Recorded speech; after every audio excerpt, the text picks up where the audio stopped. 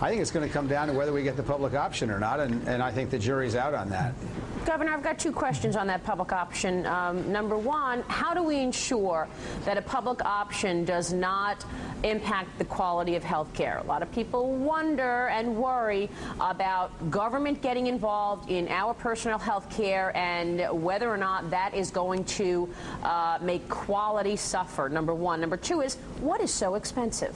Why do health care costs rise as much as they do? What specifically is driving it? What is so expensive?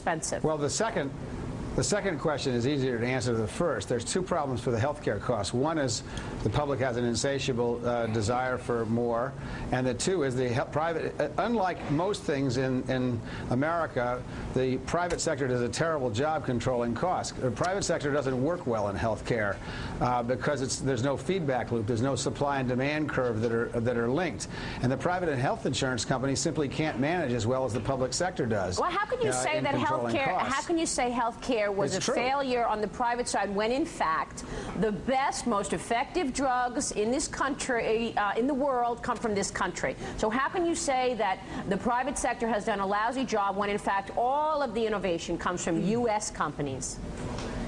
Well, I didn't say that the drug companies have done a lousy job, and I didn't say that innovation is lousy. Well, who do you mean by the private sector if it's not the drug companies and the insurance? You just talking about the insurance companies.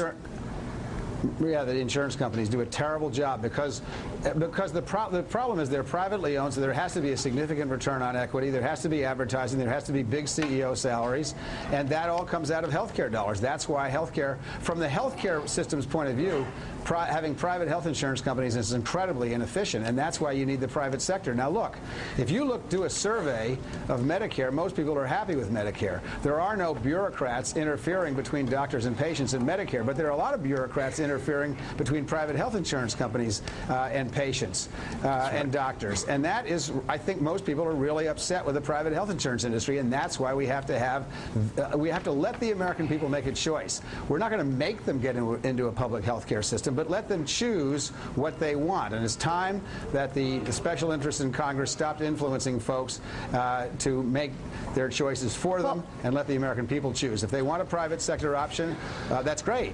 And if they want a public sector option, they ought to be able to have one just like everybody over 65 does in this country.